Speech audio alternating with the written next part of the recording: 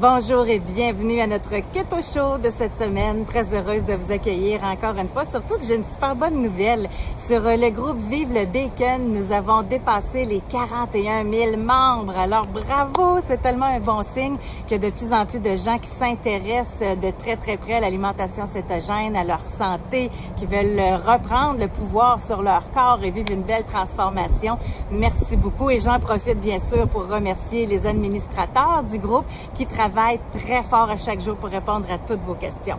Maintenant, dans ce Keto Show, bien sûr, vous aurez droit à notre recette de la semaine, les coups de cœur de Marie. Vous allez entendre un beau témoignage également. Notre expert, Dr Éric Simard, sera avec nous aussi. Et surtout, n'hésitez pas à écrire Keto Show sous cette publication si vous voulez recevoir les extras de la semaine. Bonne émission.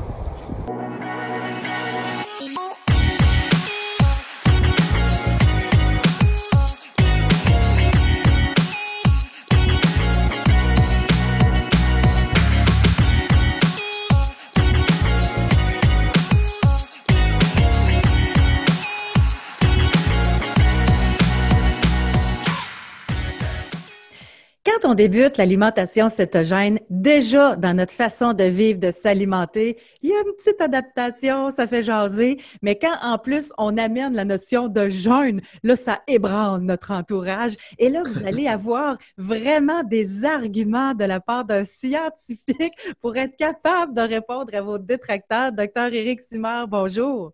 Bonjour. Parce que docteur Éric Simard, les gens te connaissent maintenant. Toi, tu t'es vraiment là, spécialisé dans la prévention du vieillissement, plein de recherches qui ont été faites à cet effet. Et le jeûne, c'est quelque chose qui est bien intéressant d'ailleurs à cet effet. Oui, effectivement, Josée. En fait, puis même pour se situer, si vous voulez, au niveau de la science qui est derrière le jeûne et le lien avec le vieillissement, j'ai décidé d'en parler suite à un article scientifique qui a été publié dans le New England Journal of Medicine. En fait, pour monsieur, madame, tout le monde, le New England Journal of Medicine, c'est l'article scientifique, la revue scientifique, en fait, qui est la sommité dans les nouvelles approches en santé humaine, les approches en médecine que les cliniciens pourraient mettre en application. Donc, tu peux t'imaginer que quand il y a un article qui est paru en décembre 2019 où ils ont demandé à un spécialiste du domaine de faire une revue de littérature scientifique, d'expliquer les mécanismes d'action derrière le jeûne, puis pourquoi que ça a de multiples bénéfices au niveau de la santé. Mais toute la communauté scientifique médicale s'est tournée vers le New England pour dire « Wow! » tu sais. Et en fait, le scientifique en question qui a écrit l'article, c'est un spécialiste du domaine du vieillissement. OK. Et la raison est relativement simple. On a parlé dans l'émission auparavant du lien entre l'apport énergétique et le vieillissement primaire. En fait, donc, si on veut se rappeler, souvenir tout simplement, c'est que on va se développer à la vitesse, on va vieillir à la vitesse à laquelle on se développe. Et si on manque d'énergie pour se développer, on va arrêter de grandir quand on est jeune. Quand on est plus vieux, on va arrêter de vieillir. Okay? Ouais. Qu'est-ce que l'organisme fait quand il manque de nutriments, quand il manque d'apport calorique? En fait, c'est relativement simple quand il va manquer de sucre en particulier, OK? Parce que les cellules, on en a déjà parlé, José, ne sont pas équipées pour évaluer la quantité de calories qui vient du gras. Donc, c'est fort, c'est une donnée fort intéressante pour la diète cétogène. Nos cellules sont équipées pour évaluer l'apport calorique avant tout qui vient du sucre et un peu de ce qui vient des protéines pour une question de développement de masse musculaire. Donc, si on manque en fait de sucre ou qu'on n'en a pas beaucoup, notre corps va comprendre qu'on est dans une période de temps où il faut qu'ils mettent toutes les ressources en fait, disponibles dans la maintenance et la réparation qui freinent le développement parce qu'on va traverser en fait une période de jeûne, on va traverser une période difficile. Donc, on a évolué comme ça d'un point de vue biologique. C'est facile à comprendre hein, que l'homme des cavernes moyen ne devait pas manger 3 repas par jour, c'est sûr et certain. Ouais. Et je ne sais pas si tu as déjà vu les émissions à la télévision où ils vont aller porter quelqu'un en forêt, il est tout nu, avec 2-3 outils, qu'on lui souhaite bonne chance pour 3 semaines de temps. La première résultante, c'est qu'après 3 semaines, il a perdu 20 kilos. Pourquoi il a perdu 20 kilos? Parce qu'ils ne mangent pas. C'est assez simple. Ils ne sont pas capables de manger à leur faim. En fait, c'est évident que dans l'évolution humaine, la première chose qu'on devait faire à tous les matins, c'était chercher de la nourriture. C'est sûr et certain. Puis notre intérêt, entre autres, pour toute la danse sucrée, en fait, tout le sucre, notre intérêt vient de là. Parce que si on trouvait quelque chose qui était sucré, il fallait en manger, il fallait se l'approprier parce qu'on avait là une chance de survie. Aujourd'hui, le problème, c'est qu'on a cette possibilité-là toute la journée, tout le temps. C'est pour ça que le sucre, en fait, n'est pas bon pour la santé. Il n'a pas été fait pour manger tout le temps. Non. Donc, c'est juste de comprendre. Donc, le jeûne, on a évolué forcément avec des périodes de jeûne ou probablement qu'on passait une journée, 2, 3 journées, en fait, à jeûner. Ce que la science nous a amené dernièrement, c'est qu'on a longtemps pensé que ça prenait un processus de 2 à 3 jours avant qu'on embarque, en fait, en cétose. On sait maintenant que ça embarque dans la première journée. Donc, dépendamment de notre niveau d'activité physique, ça va embarquer entre 16 heures et 24 heures. On va commencer déjà à produire des corps cétoniques. On va déjà embarquer en cétose. Ça dépend donc du niveau d'activité physique qu'on va faire dans la journée en question. Mais déjà, de commencer tranquillement avec le jeûne intermittent, là, de faire des 16-8, des 16 heures de jeûne, c'est une belle façon de commencer. Puis après ça, de développer des protocoles de jeûne de 24 heures, entre autres, 3 fois par semaine. Ça, il n'y a rien de mieux pour ça.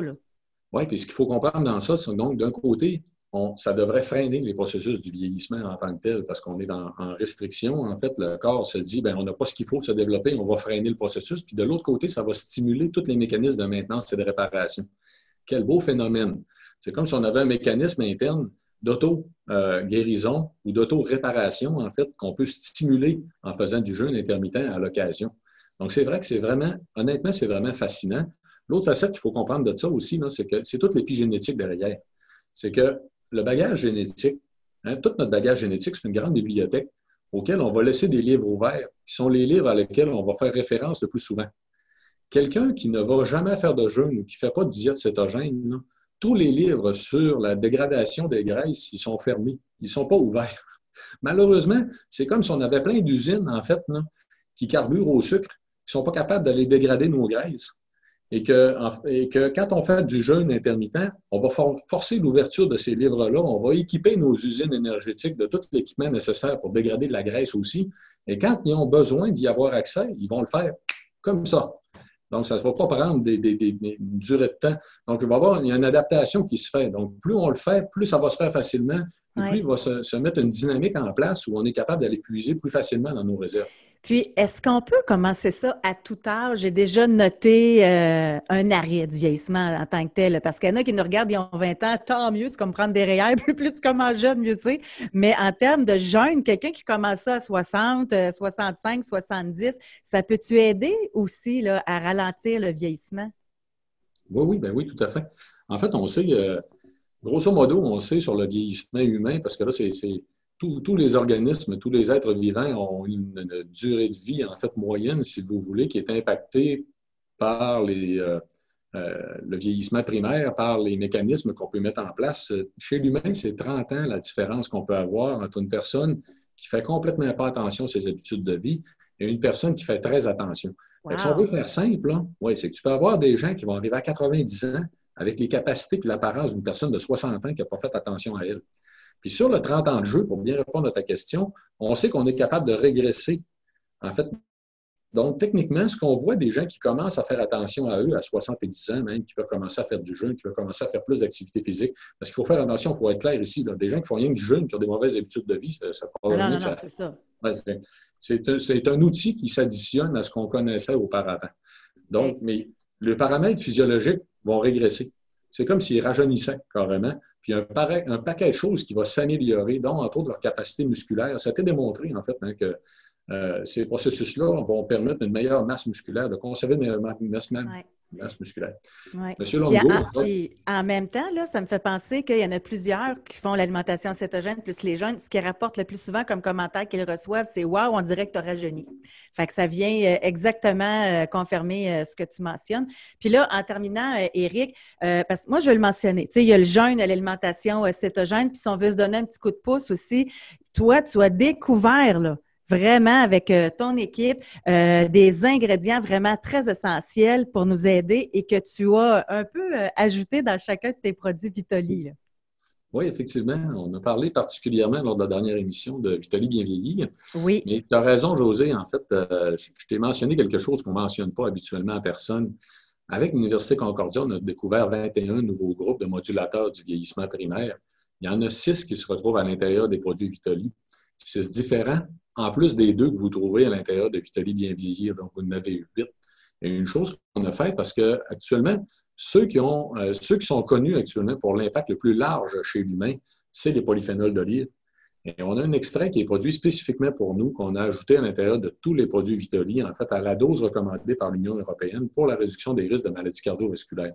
Okay. Autrement dit, dans les produits Vitali, vous partez avec un bénéfice sur le vieillissement primaire, sur le vieillissement de l'organisme, et on additionne chacun des produits par les molécules, les ingrédients qui sont les mieux décrits pour chacune des facettes de santé en question. Donc, il y en a pour le sommeil, il y en a pour le stress, il y en a un pour l'immunité, et pour les ménopauses, entre autres. Donc, il y en a 12 différents. OK. Fait que donc, les gens qui écrivent Keto Show en dessous de notre publication vont recevoir le lien pour aller chercher plus d'informations si jamais ils veulent en savoir davantage ou même commander un de ces produits-là que je recommande fièrement.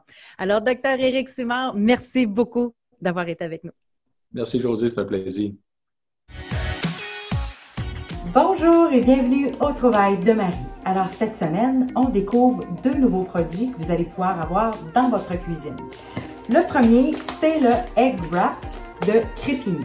Je me souviens de les avoir trouvés au Costco la première fois, mais c'était des petits ronds de Egg Wrap. Je trouvais ça un petit peu plat parce que on ne peut pas le garnir beaucoup. Par contre, je faisais des petits sandwichs dedans, des petits hors d'œuvre, des choses comme ça.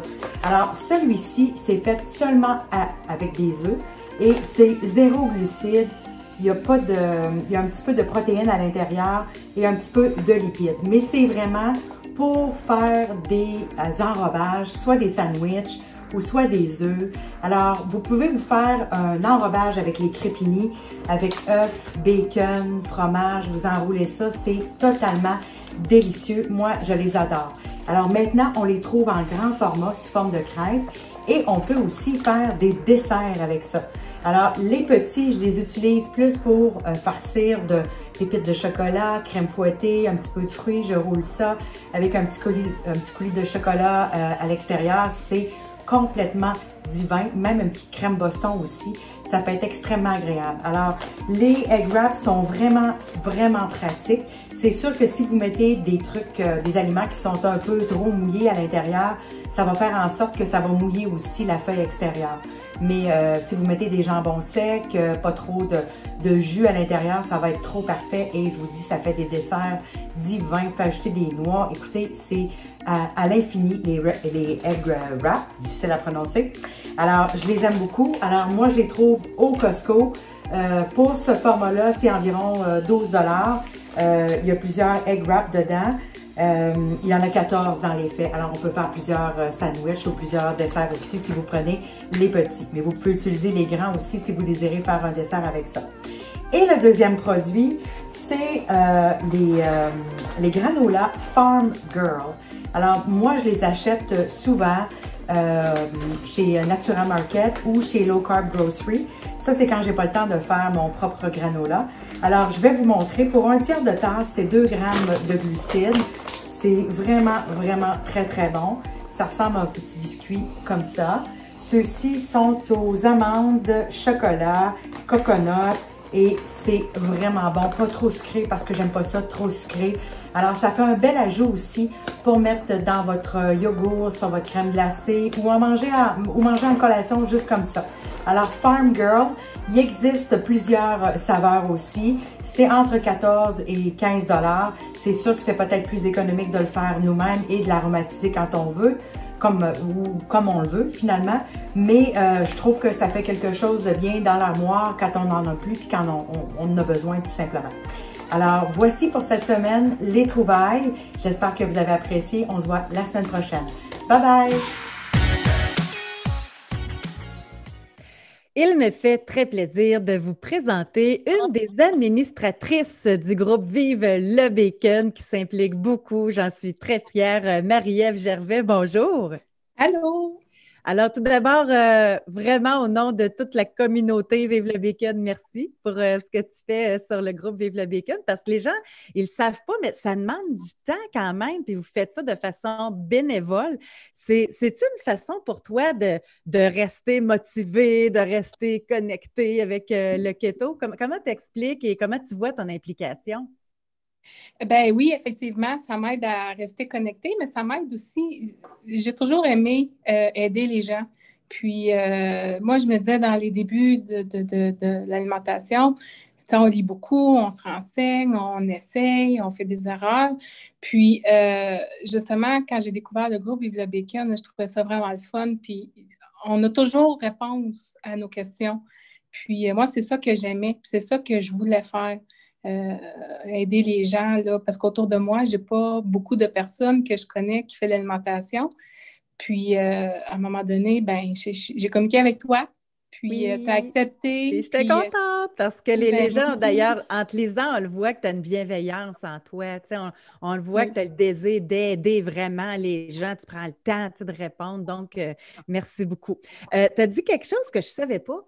Tu n'as pas beaucoup de gens autour de toi qui font le CETO. C'est-tu plus difficile pour toi? Tu sais, ben là, avec la COVID, tu sais, on sort moins, puis tout ça, moins de rencontres chez des amis. Mais c'est-tu un défi de plus pour toi? Ben non, en fait, pas du tout. Ben, je dirais au début, oui, c'était un défi parce que, tu sais, au début, on est super motivé, puis on voit les effets que ça fait, puis on voudrait que tout le monde mange comme ça, tu sais, surtout à la maison avec les enfants. Puis, mais à un moment donné, je me suis dit, non, il ne faut pas que ce soit compliqué. Moi, j'ai le droit de manger comme ça, j'ai trouvé mon alimentation, mais tu sais, je ne force pas les gens. J'en parle, je renseigne du mieux de mes connaissances. Puis, je me dis qu'à un moment donné, ben, ils vont l'essayer si ça leur tente. Puis, tu sais, avec les enfants, je suis en train de les avoir, là, tranquillement, pas vite. Mais, tu sais, c'est question que, peu importe l'alimentation, il ne faut pas avoir un sentiment de privation. Il ne faut pas avoir un Exact. sentiment que, ah, ben là, si je ne mange pas ça ou si je mange ça, il va arriver ça, tu sais. Fait que j'essaie de garder ça intuitif, si je peux Ouais. dire ça comme ça. Et surtout Ouais. avec les enfants, c'est ça. Il ne faut pas qu'elle ait l'impression qu'il soit forcé, il ne faut pas que, tu sais, c'est d'y aller graduellement. Mais déjà, mine de rien, sans qu'ils s'en rendent compte, la quantité de glucides dans la maison doit avoir changé, hein? Oui, vraiment beaucoup. Mais tu sais, j'en achète des sacs de chips des fois quand ils ont le goût d'en manger, puis je leur laisse en manger. Mais tu sais, effectivement, là, dans les desserts, là, des fois, je réussis à leur passer des petits desserts avec de la farine d'amande, des biscuits, des muffins. Puis tu sais, ils s'en rendent pas compte, là. Oui. Et toi, au niveau personnel, c'est tout un changement, hein, parce qu'on en parlait avant l'entrevue, tu as perdu beaucoup de poids. Toi, c'était-tu pour ça que tu avais débuté l'alimentation cétogène ou c'était pour la santé? Qu'est-ce qui t'a amené vers ça? Ben, en toute franchise, oui, c'était vraiment pour la perte de poids. C'était rendu que ça jouait sur mon moral vraiment beaucoup.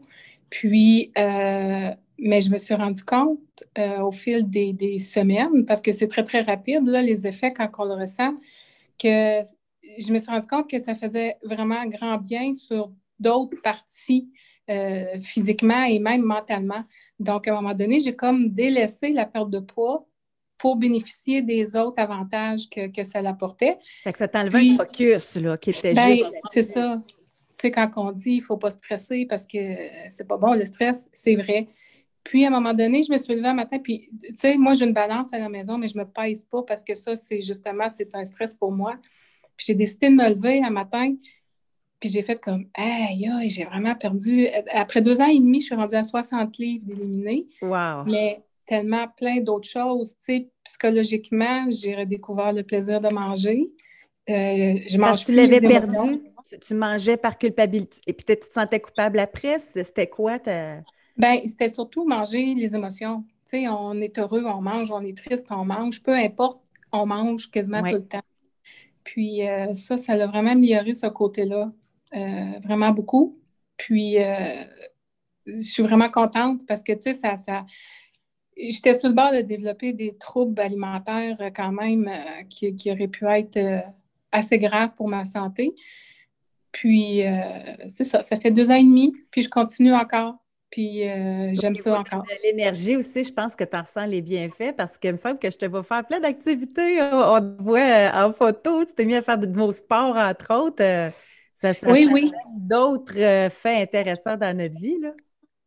Oui, tout à fait. Je vais au gym 3 fois par semaine. J'ai commencé des cours de natation. J'ai commencé à faire de l'escalade. Wow. C'est étonnant l'énergie qu'on a. Tu sais, on se couche à 11 heures le soir, puis à 4 heures le matin, on a les 2 yeux grands ouverts. Les journées rallongent. On a plus de temps pour faire plein de choses. Puis on n'est pas fatigué. Tu sais, on arrive à la fin de la journée, puis on est encore capable de fonctionner, de faire nos choses. Puis vraiment, ça c'est le plus que je trouve de Ouais. l'alimentation que j'aime. Le 2 ans et demi, est-ce que tu aurais été capable d'imaginer que tu ferais tout ça maintenant, là? Pas du tout. Vraiment pas. Pas du tout. Fait que Puis je suis vraiment contente, je suis fière. Puis, est-ce que tu as rencontré des... Parce qu'il y a des gens qui ça fait longtemps qui font le CETO, qui nous regardent, il y a des débutants. Toi, as-tu rencontré certaines difficultés à travers ce cheminement-là ou bien tout de suite t'es embarqué puis ça a bien été? J'y étais graduellement parce que c'est ça, j'avais peur d'être capable de le faire, puis à un moment donné, de dire ah, ben là, c'est plate, ou puis tu sais, de retomber. C'est ça, je voulais pas jouer au yo-yo. Okay. Je me suis dit, je vais y aller tranquillement. On va commencer par éliminer les pains, pâtes, patates, s'habituer un petit peu. Puis, ça vient naturellement à un moment donné. Tu sais, moi, j'aimais vraiment beaucoup le pain avant. Là, ça, c'était vraiment un de mes plaisirs coupables. Puis maintenant, ça ne me dérange pas si j'en mange pas. Même le pain CETO, j'ai essayé autant comme autant de trouver une recette qui me plaisait. Puis j'ai lâché prise, puis ça ne me dérange pas, tu sais. Mais c'est drôle parce que c'est plein de gens que quand on commence, là, on recherche la recette qui ressemble le plus au pain qu'on mangeait avant. On recherche les pâtes qui vont nous rappeler. Mais puis à un moment donné, comme tu dis, on se rend compte, ben voyons, j'ai même plus le goût de pain. Moi, finalement, tu sais, c'est plus nécessaire dans ma vie. On ressent le changement. Hein? Oui, vraiment, c'est étonnant. Puis, tu sais, je ne vous cacherai pas que dans les premiers mois, c'est arrivé, des fois, je mangeais une poignée de chips, une tranche de pain. Puis à un moment donné, j'ai fait comme, finalement, c'est ordinaire. C'est pas si bon que ça. Puis même que le goût du sucré se développe. Donc, à la longue, quand on mange quelque chose qui n'est pas supposé d'être sucré, on a le goût de sucré, puis on perd vraiment le goût du sucre, là. Fait que, ouais. Puis toi, tu prends-tu le temps? Comment tu fais ça? Tu prends-tu le temps de préparer tes plats d'avance? Justement, vu que tu as des enfants, de ton travail, etc. Es-tu quelqu'un de préparé ou tu y vas instinctivement selon ce que tu as envie et ce qu'il y a dans ton frigo? Bien, ça dépend. Je dirais que c'est pas mal les deux. Okay. La semaine que j'ai les enfants, j'essaie de préparer d'avance, mais la semaine que je suis toute seule, là, c'est là que j'y vais instinctivement puis que je cuisine peut-être des repas un petit peu plus fancy, si je peux dire. Oui, que je prends le temps de cuisiner. Là où t'explores. Bien, c'est ça. Puis, même avant, on ne mangeait pas beaucoup au restaurant. Puis encore là, on mange encore moins au restaurant. On découvre vraiment le plaisir de cuisiner puis de manger ce qu'on cuisine. Ça, c'est le fun. Oui. Merci beaucoup pour cette entrevue. Merci beaucoup pour tout ce que tu fais sur Vive le Bacon. Vraiment, c'est très, très, très apprécié. Donc, Marie-Ève Gervais, merci d'avoir été avec nous aujourd'hui. Bien, merci beaucoup à toi, Josée, de nous laisser notre chance. Bonjour, je me présente, je m'appelle Louise-Hélène Leboeuf, je suis directrice exécutive chez Tupperware et aujourd'hui, je vous prépare une recette de bagel keto qu'on va servir en sandwich au fromage à la crème saumon fumé, donc un repas parfait pour le lunch. En passant, si vous aimeriez commander des produits Tupperware, juste à me contacter et utiliser le code promo TOPKETO pour obtenir 10 % de rabais.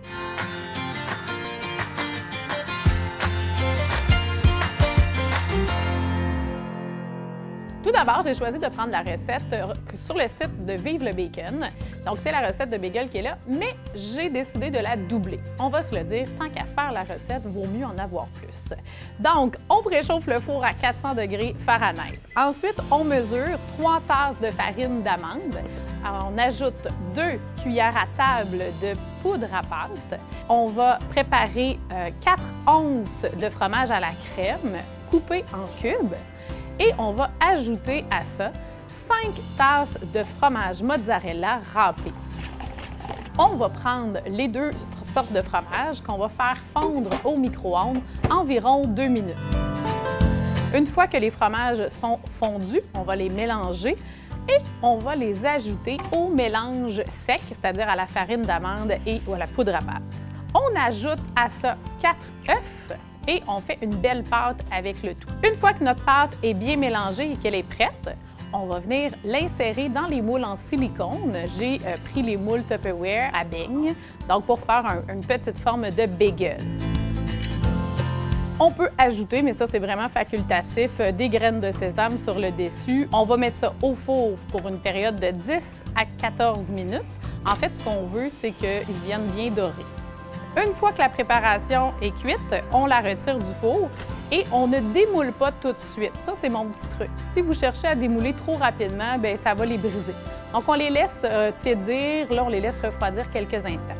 Une fois qu'ils ont tiédi, on peut les démouler et on continue de les laisser se refroidir pour pouvoir ensuite les couper et les enduire de fromage à la crème. Moi, j'ai choisi d'ajouter de la roquette. J'ai mis aussi du saumon fumé. J'ai mis quelques petits morceaux d'oignon rouge et saupoudré de cadre. Alors voilà, la recette est prête. J'espère que ça saura vous plaire et bon appétit!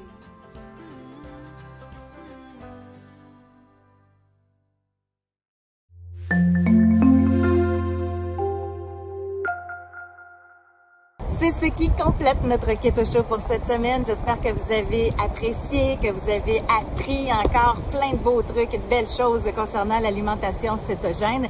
Maintenant, juste avant de se quitter, n'hésitez pas à écrire Keto Show sous la publication. Vous allez recevoir de l'info concernant les extras. Donc, la recette de la semaine dans vos courriels. Vous allez recevoir la liste d'épicerie également si vous le désirez. Quand je dis liste d'épicerie, c'est la liste des spéciaux keto qui vous sont présentés par Lisette Benoît à chaque semaine. Mais également, vous allez avoir l'info concernant notre prochaine cohorte déjà qu'on prépare Bye Bye Plateau. La cohorte, donc, qui va commencer le 30 novembre, donc ça s'en vient très rapidement. Déjà, là, on est en train de poursuivre notre progression avec la cohorte Bye Bye Plateau du mois de novembre. Ça va super bien, un super de beau groupe. Donc, si vous voulez avoir plus d'informations, écrivez Keto Show sur la publication. On se dit bye bye et à la semaine prochaine.